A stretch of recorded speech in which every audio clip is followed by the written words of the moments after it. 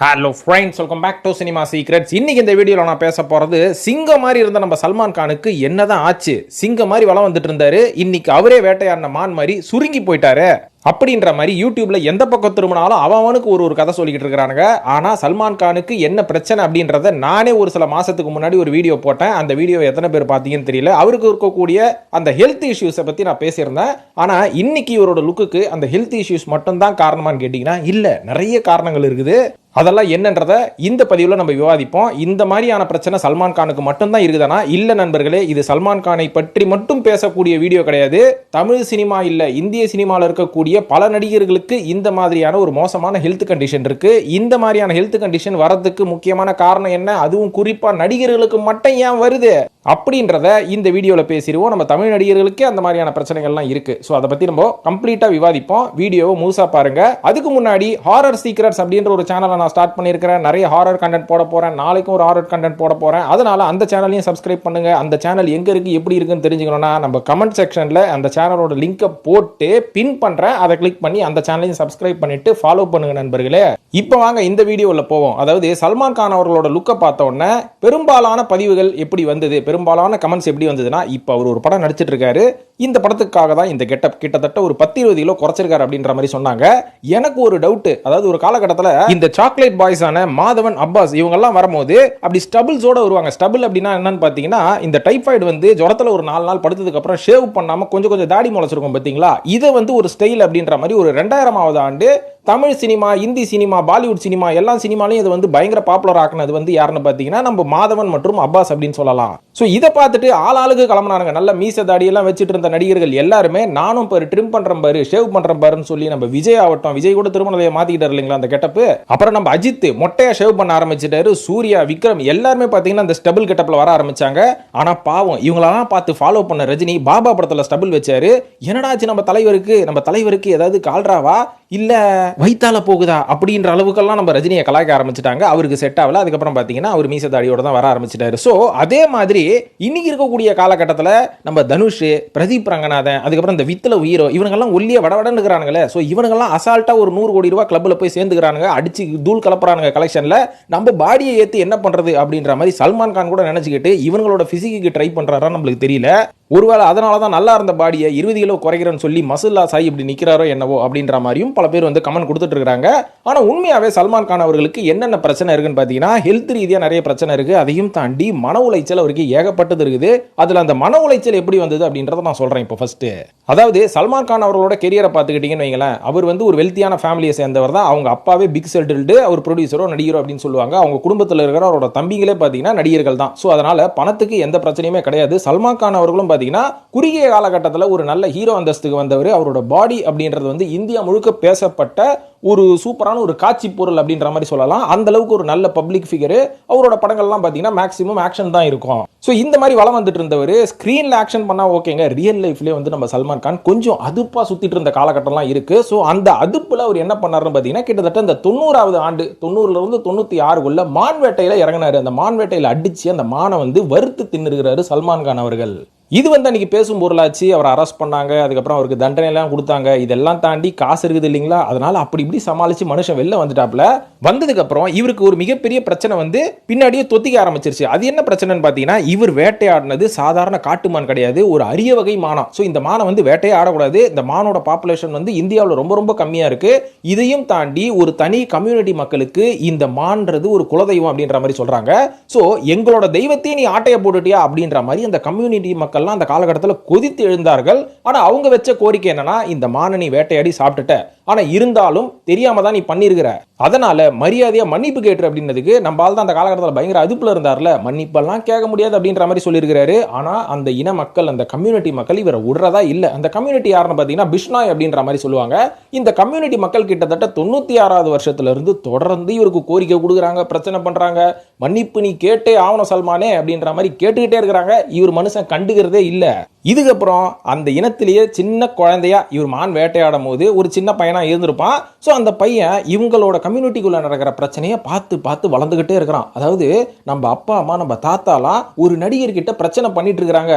அந்த நடிகர் என்ன பண்ணானா நம்மளோட குலதெய்வமான வேட்டையாடி தின்னு இருக்கிறான். ஆனா இன்னி வரைக்கும் அவன் அதுக்கான பதிலை வந்து சொல்லவே இல்லை, மன்னிப்பும் கேட்கலன்னு சொல்லி அந்த சின்ன பையன் கொஞ்சம் கொஞ்சமா வளர வளர வளர இந்த பிரச்சனையை கொஞ்சம் கொஞ்சமா புரிஞ்சிட்டு இருக்கிறான். ஸோ அந்த பையன் வளர்ந்ததுக்கு அப்புறமா அவன் யாருன்னு பார்த்தீங்கன்னா அவன் தான் லாரன்ஸ் பிஷ்னாய் அப்படின்ற மாதிரி சொல்றாங்க.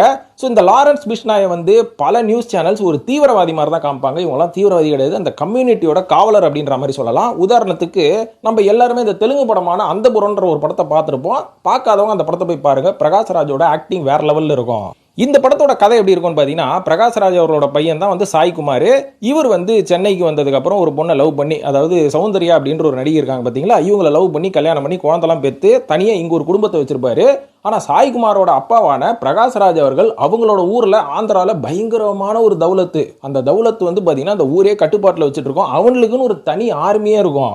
ஸோ நான் வந்து கல்யாணம் பண்ணிக்கிட்டேன்னு சொல்லி அந்த பொண்ணை கூட்டின்னு போயிட்டு அவர் ஊரோட போய் செட்டில் ஆகலான்னு போகும்போது அந்த ஆர்மி மொத்தமாக அந்த பொண்ணை கண்ட்ரோலில் வச்சுருவாங்க. அதுக்கப்புறம் அந்த ஆர்மி கிட்ட இருந்து எப்படி தப்பிச்சு அந்த பொண்ணு வந்து அவங்களோட ஊர் சென்னைக்கோ சிங்கப்பூருக்கோ எங்கே போச்சுன்ற மாதிரி தான் கதை. ஸோ அந்த படத்தை பார்க்கும்போது அந்த ஒரு கம்யூனிட்டி எந்த அளவுக்கு பில்டப்பாக இருப்பாங்க அப்படின்றத வந்து நீங்கள் கற்பனை பண்ணி பார்த்துக்கோங்க. அந்த அளவுக்கு தான் இந்த பிஷ்னாய் அப்படின்ற கம்யூனிட்டி பயங்கரமான பில்டப்பில் இருப்பாங்க. அதாவது இவங்களுக்குன்னு ஒரு ஆர்மி இருக்கும், இவங்க கிட்ட வெப்பன்ஸ்ல இருந்து எல்லாம் அந்த டபுள் பேரல் கன்னெல்லாம் வச்சுக்கிட்டு இந்த ஓப்பன் ஜீப்ல போனாங்க பார்த்தீங்களா. ஸோ அந்த பழைய படத்துலலாம் நீங்கள் பார்த்துருப்பீங்களா. இப்போ கூட ஜாத்துன்னு ஒரு படம் வந்ததுங்க. ஸோ அந்த படத்தில் கூட நம்ம பாபி டியோல சன்னி டியோல் அந்த மாதிரி ஒரு டீம் கூட தான் பிரச்சனை பண்ணுவார், அவங்கள காலி பண்ணுவார். ஸோ இந்த மாதிரி தான் இருக்கும். நம்ம புஷ்பா மாதிரின்னு வச்சுக்கோங்க, எதுக்கு இவ்வளோ விளக்கம். ஸோ இந்த மாதிரி ஒரு பவர்ஃபுல்லான கம்யூனிட்டி இவங்க வந்து சொல்லி சொல்லி பார்த்துருக்காங்க. லாரன்ஸ் பிஷ்னாயும் நான் குழந்தையிலேருந்தே எங்கள் வீட்டில் எல்லாரும் உன்னை கேட்டுனுக்குறாங்க, நீ மன்னிப்பே கேட்கலாமா, அவனை இருறா நான் வளர்ந்து வந்து உன்னை வச்சுக்கிறேன் அப்படின்னு சொல்லி பிஷ்னாய் வளர்ந்து வந்து கிட்டத்தட்ட 2026 வருஷம் 20வது வருஷம் கரெக்டாக 20வது வருஷம் நம்ம சல்மான் கானை நோக்கி ஷூட் அவுட் ஆரம்பிச்சிருக்கிறானுங்க. அப்போதான் மனுஷனுக்கு பிதறல் பிடிங்கிட்டு இருக்குது. அப்புறம் அவரே நினச்சிருக்கிறாரு, இவ்வளோ நாள் இந்த கிழங்கட்டுக்கு தான் நம்ம கிட்ட மன்னிப்பு கேளுன்னு கேட்டுனுக்கிறதானுங்க. நம்மளும் சரி ஓகே போய் தொலைறானுங்க, அவனுங்க கத்தி கத்தி செத்து போயிடுவானுங்கன்னு இருந்தோம். கடைசியில் பார்த்தா இவனோட அடுத்த வாரிசெல்லாம் வந்து AK-47 டபுள் பேரல்லாம் வச்சு நம்மளை போட்டு தள்ளுற அளவுக்கு வந்துட்டானுங்களேன்னு சொல்லி அப்போத்துலேருந்து சல்மான் கானுக்கு பயம் ஆரம்பித்து விட்டது. ஸோ அன்னிலிருந்தே பார்த்தீங்கன்னா அவர் அந்த ஒய் கேட்டகரி Z கேட்டகரி பாதுகாப்பெல்லாம் வந்து அவருக்கு கவர்மெண்ட்டே கொடுத்தாங்க. இவரும் பார்த்தீங்கன்னா பயங்கர பவுன்சர்ஸ்லாம் வச்சுட்டு இருப்பாரு. ஒரு பவுன்சருக்கு மாதம் 10 லட்சம் 20 லட்சம்லாம் சம்பளம் தருவார். இந்த அளவுக்கு எங்கே போனாலும் பாதுகாப்போட தான் போகிறான் மனுஷனுக்கு மரண பயம் வந்துருச்சு. ஒரு மனுஷனுக்கு மரண பயம் வந்துருச்சுன்னு வைங்களேன், அவனுக்கு தூக்கமே இருக்காது. என்ன நேரத்தில் வேணாலும் நம்மளை எவன் வேணாலும் போட்டு தள்ளுவான். ஷூட்டிங்கு கூட பார்த்தீங்கன்னா சல்மான் கான் அவர்கள் அந்த 20லேருந்து 2020க்கு அப்புறமா நைட் ஷூட்டு தான் மேக்ஸிமம் போவாராம். இதை நான் சொல்லலைங்க, நம்ம AR முருகதாஸ் அவர்கள் நம்ம சல்மானை வச்சு சிக்கந்தர்னு ஒரு படம் எடுத்தார் பார்த்தீங்களா, அந்த ஷூட்டுக்கு கூட சல்மான் நைட்டில் தான் வருவார் அப்படின்ற மாதிரி அவரே சொல்லியிருக்கிறாரு. ஸோ அந்த அளவுக்கு என்னதான் ஜிம்பாடியாக இருந்தாலும் ஒரே ஒரு 2 இன்ச் தோட்டா நம்மளை காலி பண்ணுறோம் மூலையில் போச்சுன்னா அப்படின்ற ஒரு பயம் மனுஷனுக்கு வரும்ல. அன்னிலிருந்தே சல்மான் கான் அவர்களோட ஹெல்த்தை வந்து அவர் பெருசாக பார்த்துக்கிறது இல்லை, இந்த உயிர் பயத்தில் தான் இருந்தார் அப்படின்றது அவரோட நெருங்கி பழகிறவங்க பல பேர் சொல்ல ஆரம்பிச்சிட்டாங்க. இதையும் தாண்டி சல்மான் கான் அவர்களுக்கு நியூராலஜிக்கல் டிஸார்டர் ஒன்று இருக்குது. இதோட பேர் வந்து மெடிக்கலி என்ன சொல்லுவாங்கன்னு பார்த்தீங்கன்னா ட்ரைஜெமினல் நியூராலஜியா அப்படின்ற மாதிரி சொல்றாங்க. இதுக்கு இன்னொரு பேர் இருக்கு, அது என்னன்னா சூசைட் டிசீஸ் அப்படின்ற மாதிரியும் சொல்லுவாங்க. ஏன்னா இந்த ஒரு கண்டிஷன் வந்துருச்சுன்னா தற்கொலை பண்ணிக்கலாமா அப்படின்ற அளவுக்கு உங்களோட பாடி கண்டிஷன் ஆயிடுமா, உங்களுக்கு வந்து அடக்கவே முடியாத அளவுக்கு மூஞ்சில வலிக்கும் அப்படின்ற மாதிரி சொல்றாங்க. இது வரத்துக்கு முக்கியமான காரணம் என்ன அப்படின்றாங்கன்னா, உங்களுக்கு ஒன்று பிரெயின் டியூமர் இருந்தாலோ இல்லை பிரெயினில் வந்து சின்ன சிஸ்ட் இருந்தாலோ இல்லை ஏதாவது ஒரு ஷூட்டிங்கில் உங்களுக்கு ஃபேஷியல் இன்ஜுரி ஏதாவது முகத்தில் அடிபட்டு இருந்தாலோ இல்லை நீங்கள் ஏதாவது டென்டல் சர்ஜன் கிட்ட ஏதாவது ட்ரீட்மெண்ட் போகும்போது அதில் ஏதாவது காம்ப்ளிகேஷன் வந்து டேமேஜ் ஆயிருந்தாலோ உங்கள் முகத்தில் இருக்கக்கூடிய நரம்பு மண்டலத்தில் பாதிப்பு ஏற்பட்டால் இந்த பிரச்சனை காலப்போக்கில் ரொம்ப ஒஸ்ட் ஆகிடும் அப்படின்ற மாதிரி சொல்லியிருக்கிறாங்க. ஸோ நம்ம சல்மான் கான் அவர்களுக்கு இருக்கக்கூடிய ஒன் ஆஃப் த கண்டிஷன் இந்த ட்ரைஜெமினல் நியூராலஜி அப்படின்ற மாதிரி சொல்கிறாங்க. இது மட்டும் இல்லை, அவருக்கு இன்னும் 2-3 பிரச்சனைகளும் இருக்குது.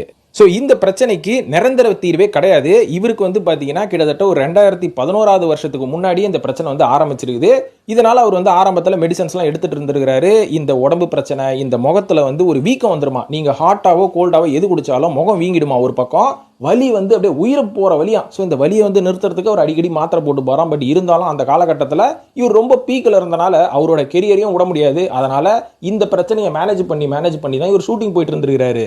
ஸோ இந்த கண்டிஷன் ரொம்ப ஒஸ்டா போனதுக்கப்புறம் 2011 வருஷம் வெளிநாட்டில் போய் இவர் ஒரு பெரிய சர்ஜிக்கல் ட்ரீட்மெண்ட் ஒன்று எடுத்துருக்கிறாரு. இந்த சர்ஜிக்கல் ட்ரீட்மெண்ட்டுக்கு கிட்டத்தட்ட 7-8 மணி நேரம் அவரோட முகத்தில் ஓட்டை போட்டு ஸ்க்ரூவெல்லாம் போட்டு அவரோட பெட்டில் படுக்க வச்சு அதுக்கப்புறமா தான் அவருக்கு சர்ஜரியே பண்ணாங்களாம். இந்த ட்ரீட்மெண்ட் பண்ணதுக்கப்புறம் இந்த இன்ஜெமினல் நியூரோலஜி அப்படின்ற ஒரு கண்டிஷன் இவருக்கு படிப்படியாக குறைஞ்சிட்டு இருக்குது. இதுக்கப்புறம் அவர் ஹேண்டில் பண்ண இன்னொரு பிரச்சனையும் பார்த்தீங்கன்னா அதுவும் ஒரு நியூராலஜிக்கல் பிரச்சனை அப்படின்ற மாதிரி சொல்றாங்க. அதுவும் அவரோட பிரெயின்ல தான் ஏற்பட்டிருக்கு. அந்த கண்டிஷன் பேரு ஏவிஎம் அப்படின்ற மாதிரி சொல்றாங்க.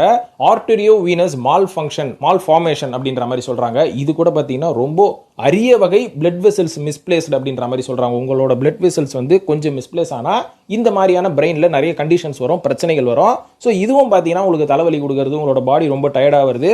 அதுக்கப்புறம் அன்ஈவன் வெயிட் லாஸ் வந்து எப்போ ஆகுதுன்னே உங்களுக்கு தெரியாது. அதுக்கப்புறம் வெயிட் கெயின் ஆகும், உங்களோட உடம்பு ரொம்ப சோர்வாயிடும், நீங்கள் உட்காந்தீங்கன்னா டக்குன்னு எழுந்திருக்க கூட முடியாது. ஸோ இந்த அளவுக்கு பிரச்சனைகளை 2011 வருஷத்துலேருந்து சல்மான் கான் அவர்கள் தொடர்ந்து சந்திச்சுக்கிட்டு தான் வராரு அப்படின்னு சொல்லலாம். பட் இதையும் தாண்டி அவர் அதுக்கான மெடிகேஷன்ஸ்லாம் ரெகுலராக எடுத்துக்கிட்டு தான் வராரு. பட் இருந்தாலும் இது இவருக்கு பெர்மனெண்ட்டாக க்யூர் ஆகல. இப்போ நம்ம சல்மான் கான் அவர்கள் கிட்டத்தட்ட ஒரு 60 வயசு நெருங்கிட்டாரு. ஆனால் அவர் வந்து அந்த இப்போ சமீபத்தில் நம்ம எல்லாரும் அந்த ஃபோட்டோ ஷூட் பார்த்துருப்போம் இல்லையா? அதாவது ரீசெண்டாக மும்பையில் இந்த எஸ்ஆர்ஏ அப்படின்னு சொல்லக்கூடிய ஸ்லம் ரீஹாபிலிட்டேஷன் சென்டர் அத்தாரிட்டி இருக்குல்ல. ஸோ இந்த ஈவெண்ட்டில் தான் வந்து அந்த அத்தாரிட்டியில் இருக்கக்கூடிய பெனிஃபிஷியரிஸ்க்கெல்லாம் வீடு கட்டி சாவி கொடுக்குற ஒரு ஃபங்க்ஷன் நடத்துறாங்க. அதுக்கு தான் நம்ம சல்மான் கான் வரும்போது பார்க்கறதுக்கு 80 வயசு லுக்கு மாதிரி ஆயிடுச்சு. ஆனால் 60 வயசு ஆள் தானே இவர் அப்படின்ற மாதிரி இவர் மேலே ஏகப்பட்ட விமர்சனம் வந்தது. ஸோ இந்த கண்டிஷன் எல்லாத்தையும் தாண்டி சல்மான் கான் அவர்கள் உண்மையாகவே சொல்கிற மாதிரி ஒரு படத்துக்கு கிட்டத்தட்ட ஒரு 8 கிலோ கிட்ட குறைச்சிருக்கிறாராம் உடம்ப. ஸோ அது மட்டும் இல்லாமல் அவரோட க்ளீன் ஷேவு, அதுக்கப்புறம் அவர் வந்து அந்த மொட்டை அடிச்ச ஒரு லுக்கு, உடம்பும் பார்த்தீங்கன்னா குறைஞ்சிருச்சு. அதுக்கு ஏற்ற மாதிரி அவர் ஒரு மாதிரி பீச் கலரில் ஒரு ஷர்ட் வேற போட்டுட்டு இருந்தாரா. இது எல்லாமே மொத்தமாக பார்க்கும்போது அவரோட லுக் வந்து பழைய லுக்கோட கொஞ்சம் அடி வாங்கிருச்சு. ஏன்னா யூஸ்வலாக சல்மான் கான் வந்து கொஞ்சம் வெளில வரும்போது அப்படி டார்க்காக டிஷர்ட்லாம் போட்டுக்கிட்டு அப்படி செஸ்டெல்லாம் நிமித்திட்டு தானே ஒரு மாதிரி அப்படியே கம்பீரமாக வருவார். இதில் வந்து பார்த்தீங்கன்னா ரொம்ப ஒரு மாதிரி வீக்காக வரதை பார்த்து அவன் நேஷனல் மீடியாவில் இவரை பற்றி இஷ்டத்துக்கு பேச ஆரம்பிச்சிட்டான். ஸோ இவருக்கு இருக்கக்கூடிய ஹெல்த் கண்டிஷன் இதுதான் நண்பர்களே. இப்போ மேட்ரு என்னன்னா, இந்த ஹெல்த் கண்டிஷன் எதனால் வரும் அப்படின்றத நான் சொல்லிடுறேன். அதுவும் குறிப்பாக நடிகர்களுக்கு ஏன் வருது அப்படின்ற மாதிரி பார்த்தீங்கன்னா, நடிகர்கள் தான் நமக்கு தெரிஞ்ச வரைக்கும் அதிகப்படியான ஸ்ட்ரெஸ்ஸை ஹேண்டில் பண்ணிக்கிட்டு அவங்களோட ஒர்க்கை பார்க்கக்கூடிய ப்ரொஃபஷனல். நடிப்பு அப்படின்ற ஒரு ப்ரொஃபஷன் ரொம்ப ரொம்ப மோசமானதுன்னு சொல்லலாம். ஏன்னா ஒரு நடிகன் அப்படின்னும் போது அவன் வந்து அன்ஈவன் டைமில் சாப்பாடு, அன்ஈவன் டைமில் தூக்கம் அப்படின்ற மாதிரி அவனுக்கு எதுவுமே வந்து ஒரு ரெகுலராக நம்மள மாதிரி ஒரு நார்மல் பீப்புள் வாழக்கூடிய அந்த டைமுக்குள்ளே இவனுக்கு வந்து அந்த டைம் ஃப்ரேம்குள்ளே இவனுக்கு எதுவுமே கிடைக்காது. திடீர்னு நைட்டு ஃபுல்லாக கண்ணு முழிச்சு ஷூட் பண்ணணும். காலையில் போனீங்கன்னா யாருக்கு தான் தூக்கம் வரும்? சூரியன் பப்பரப்பான நம்ம மூஞ்சில் அடிக்கும் போது நம்ம தூக்கம் வருமா? ஆனால் அதையும் தாண்டி நீங்கள் தூங்கணும். ஸோ ரெகுலராக ஒரு மனுஷனுக்கு உண்டான ஒரு ப்ராப்பரான பேட்டர்னே இவங்க வந்து ஃபாலோ பண்ண மாட்டாங்க. ஏன்னா அவங்களோட லைஃப் ஸ்டைலே அப்படி தான் இருக்கும். ஸோ இந்த மாதிரி இருக்கும்போது ஸ்ட்ரெஸ் ஆட்டோமேட்டிக்காக வரும். அந்த ஸ்ட்ரெஸ்ஸுக்காக நீங்கள் நிறைய மெடிகேஷன் சாப்பிடுவீங்க. ஸோ அந்த மெடிகேஷனோட சைடு எஃபெக்ட்ஸே வந்து இந்த மாதிரிலாம் வரலாம். ஸோ இதனால தான் பார்த்தீங்கன்னா நிறைய ரேர் கண்டிஷன் டிசீஸ் வந்து நடிகர்களுக்கு நிறைய வரும். இவ்வளவு ஏங்க நம்ம அமிதாப் பச்சன் அவர்களுக்கு கூட இந்த நியூரோ மஸ்குலர் டிஸார்டர் அப்படின்னு சொல்கிற அந்த மசில் வீக்னஸ் அவருக்கு இருந்திருக்குது. ஆனால் அதெல்லாம் ஓவர் கம் பண்ணி தான் அமிதாப் பச்சன் இன்னைக்கு நல்லா இருக்கிறாரு. ரொம்ப யங்கான நடிகரான வருண் தவான் இருக்காரு பார்த்தீங்களா, இவருக்கு கூட பார்த்தீங்கன்னா வெஸ்டிபுலர் ஹைப்போ ஃபங்க்ஷன் அப்படின்ற ஒரு பிரச்சனை ஒன்று இருக்குதா. ஸோ இந்த பிரச்சனையை ஓவர் கம் பண்ணி தான் அவரும் நடிச்சிட்டு இருக்காரு. யாமி கௌதம் அப்படின்ற மாதிரி ஒரு நடிகை இருக்கிறாங்க. வேற யாரு? ஆதித்யா தர் அவர்களோட மனைவி. இவங்களுக்கு கிரோட்டிசிஸ் பிலாரியஸ் அப்படின்ற ஒரு ஸ்கின் கண்டிஷன் இருக்கு. நம்ம சமந்தா கிட்ட வாங்க, ரேர் ஆட்டோ இம்யூன் டிஸார்டர் அப்படின்னு சொல்லக்கூடிய அந்த பிரச்சனை அவங்களுக்கும் இருக்கு. அதே பிரச்சனை நம்ம நடிகர் விஷ்ணு விஷாலுக்கும் இருக்கு. அதோட கண்டிஷன் என்ன அப்படின்றத அவரே பல பேட்டிகளில் சொன்னார். ஞாபகம் இருக்குங்களா உங்களுக்கு? ஸோ இந்த கண்டிஷன் வந்தா அவருக்கும் மூஞ்சி வீங்கிடும், தேவையில்லாத நேரத்தில் தலைவலிக்கும், அதனால ஒரே டிப்ரெஷன் வந்துடும், ஸ்ட்ரெஸ் ஆகிடும், எல்லாரும் பார்த்தாலும் கோவம் வரும். ஸோ இந்த மாதிரியான பிரச்சனைகள்லாம் இந்த மாதிரி வந்துருக்குது. நம்ம ரித்திக் ரோஷன் அவர்களுங்க எப்படி இருப்பார் பார்க்கறதுக்கு நல்லா 6 அடியில் பயங்கர ஜைஜாண்டிக்காக இருப்பார். ஸோ இவருக்கே பார்த்தீங்கன்னா கிரானிக் சப்டியூரல் ஹீமோட்டோமா அப்படின்ற ஒரு பிரெயின் கண்டிஷன் அவருக்கும் இருக்குது. அதுக்கான ட்ரீட்மெண்ட் ரித்திக் ரோஷன் அவர்களும் எடுத்துகிட்டு இருக்காரு. ஸோ இவ்வளோ பேருக்கு இவ்வளோ பிரச்சனை அப்படின்றதுக்கு முக்கியமான காரணம் நடிகர்களோட லைஃப் ஸ்டைல் தான் பிரச்சனை. ஏன்னா ஷூட்டிங் அப்படின்றது வந்து காலையில் 9 மணிக்கு போய் 6 மணிக்கு ஆஃபீஸை முடிச்சுட்டு வர கதை கிடையாது.